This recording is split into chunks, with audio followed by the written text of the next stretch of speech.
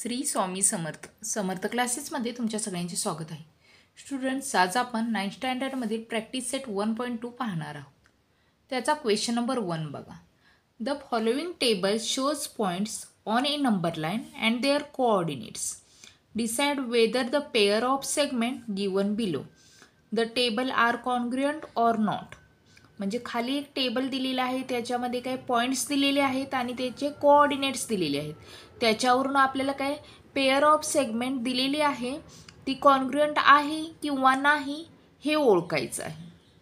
Okay, चला तर आपण फर्स्ट बघूया. Segment D E and segment A B. आता फर्स्ट आपल्याला ह्याचं डिस्टन्स काढून घ्यावं लागेल आणि ह्या दोन्हींचं डिस्टन्स जर सेम असेल तर ते काही कॉन्ग्रुएंट असणार आहेत. जर ह्या सेगमेंटचं डिस्टन्स सेम असेल तर काय हे कॉन्ग्रुएंट असणार आहेत. जर नसेल तर कॉन्ग्रुएंट नसणार आहेत. चला आता आपण बघूया सेगमेंट डीईचं डिस्टन्स काढूया. डिस्टन्स डीईचं फर्स्ट काढूया. डी आणि ई -7 आणि 9 हे कोऑर्डिनेट आहेत. ह्यामधील मोठा 9 आहे, यातून हे मायनस केलं की डिस्टन्स डीई भेटते. म्हणाल्यानंतर 9 -7. ओके, आणि मायनस मायनस प्लस होणार आहे. 9 + 7 = 9. 7 + 9 किती होतं तर 16. ओके, आता आपण हे इक्वेशन फर्स्ट मानूया. आता सेगमेंट ए बी काढूया, म्हणजे ह्याचं डिस्टन्स काढूया. डिस्टन्स ए बी एचं किती आहे -3 आणि बीचं आहे 5. ह्यामधील 5 मोठा आहे. म्हणजे 5 - -3. 5 मायनस प्लस होतं. 5 + 3 = किती 8 येणार आहे. याला आपण इक्वेशन 2 मानूया. आता तुम्ही बघितलं तर 1 आणि 2 वरून काय होतं तर हे डिस्टन्स सेम आलेले नाहीत. From equation 1 and 2 distance DE is not equal to distance AB. Okay, म्हणूनच काय होते बघा, distance DE are not congruent distance AB. Right. आता आपण सेकंड नंबर बघू. सेकंड नंबर यामधला काय आहे, segment B C and segment A D.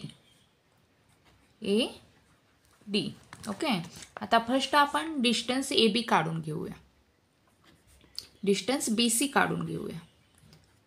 बीचा कोऑर्डिनेट आहे 5 आणि सीचा कोऑर्डिनेट आहे 2. म्हणजे 5 - 2. 5 - 2 = किती 3 येणार आहे. याला आपण इक्वेशन फर्स्ट मानूया. नंतर डिस्टन्स ए डी काढून घेऊया. A D distance A D एचा कोऑर्डिनेट आहे -3 आणि डीचा कोऑर्डिनेट आहे -7. म्हणजे ह्यामधील मोठा आहे -3. -3 -7 म्हणजेच किती -3 +7.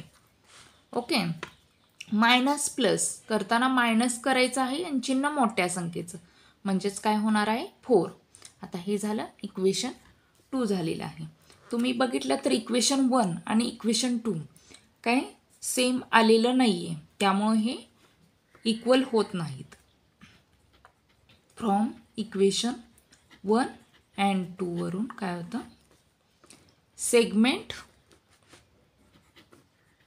बी C not equal to segment A D. Okay, म्हणजे segment B C are not congruent काय सेगमेंट ए डी. ओके, आता थर्ड आहे segment B E and segment A D. आता फर्स्टच डिस्टन्स बीईचं काढून घेऊया आपण. डिस्टन्स बी ई = बीचा कोऑर्डिनेट किती आहे तर 5. ओके, आणि कशाचं ईचा कोऑर्डिनेट आहे 9. ह्यामधील कोणतं तर 9 मोठा आहे.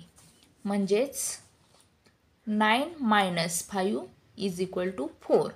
हे इक्वेशन फर्स्ट मानूया. आणि नंतर डिस्टन्स AD काढायचं आहे आपल्याला. AD आता Aचा कोऑर्डिनेट आहे -3 आणि Dचा आहे -7. म्हणजे ह्यामधील मोठं कोणतं आहे -3. ह्यामधून हे मायनस करूया. म्हणजेच -3 minus -7. Okay.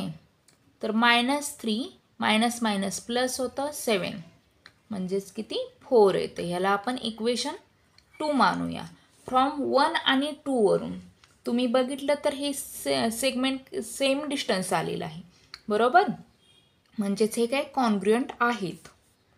From equation 1 and 2 वरून segment BE equal to segment AD. म्हणजेच देअरफॉर काय होणार आहे segment BE are congruent segment AD. Question number 2. Point M is the midpoint of segment AB. If AB is equal to 8, then find the length of AM. आता point M हा midpoint दिलेला आहे segment AB चा. Right. आता आपण एक segment काढून घेऊया. आता ही मी सेगमेंट काढली AB. आता ह्याचा मिड पॉइंट दिलेला आहे M. राईट. आणि आपल्याला काय AM हे डिस्टन्स काढायचं आहे. ओके. फर्स्ट काय M is the mid point of AB. हा मिड पॉइंट जर असेल तर AM जेवढं म्हणजे अंतर असेल डिस्टन्स असेल तेवढंच काय MBचं डिस्टन्स असणार आहे. का तर हा मिड पॉइंट आहे. राईट. म्हणूनच therefore AM is equal to BM. आणि हे अंतर किती असणार आहे तर ABच्या हाफ अंतर हे असणार आहे. म्हणजेच 1/2 इंटू AB. म्हणजेच आपल्याला ABचं दिलेलं आहे डिस्टन्स 8. ओके. 2 1 2 2 4 8. म्हणजेच काय 4. म्हणजेच आपल्याला AMचं डिस्टन्स भेटलेलं आहे 4. आता क्वेश्चन नंबर 3 बघा. Point P is the mid point of segment CD. If CP is equal to 2.5 find length CD. आता हा इक्वेशन काय क्वेश्चन नंबर 2 सारखाच आहे. थोडासा चेंज आहे. बघा काय होतं ते. आता फर्स्ट आपल्याला काय सेगमेंट CD आपण काढून घेऊया. Segment CD. ओके. आणि हा काय पॉइंट पॉइंट P आहे हा मिड पॉइंट आहे. हां P मिड पॉइंट आहे. आणि CP आपल्याला दिलेले आहे 2.5. ओके. 2.5. आणि आपल्याला CD म्हणजे हे अंतर काढायचं आहे. ओके. ओरली आपण जर बघितलं तर हे काय हे मिड पॉइंट असल्यामुळे हे पण 2.5च होणार आहे. आणि हे फुल टोटल किती 5 होणार आहे. आता आपण कसं लिहायचं ते बघूया.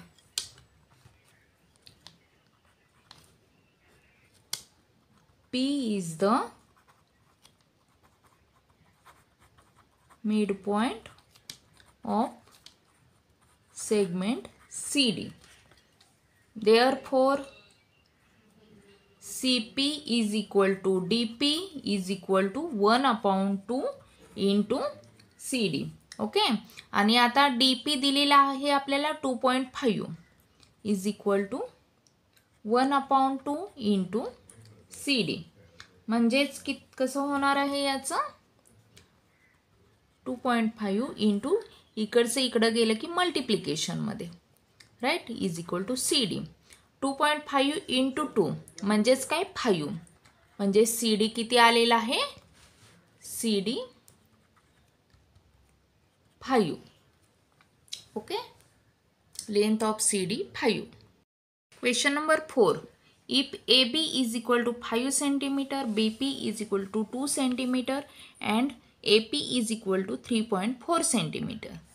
Compare the segment. म्हणजे इथं आपल्याला काय लेंथ दिलेली आहे, त्याच्यावरून या सेगमेंटचं काय कंपॅरिझन करायचं आहे. कंपॅरिझन म्हणजे काय, कोणतं छोटं कोणतं मोठं हे सांगायचं आहे आपल्याला.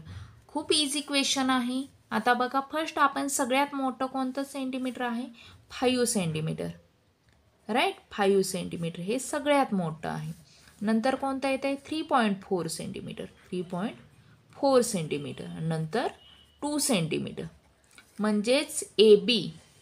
ओके, ए बी हे सगळ्यात मोठं येते. नंतर येते ए पी, नंतर येते बी पी. ओके, आता आपण हे अशाही पद्धतीने लिहू शकतो बघा.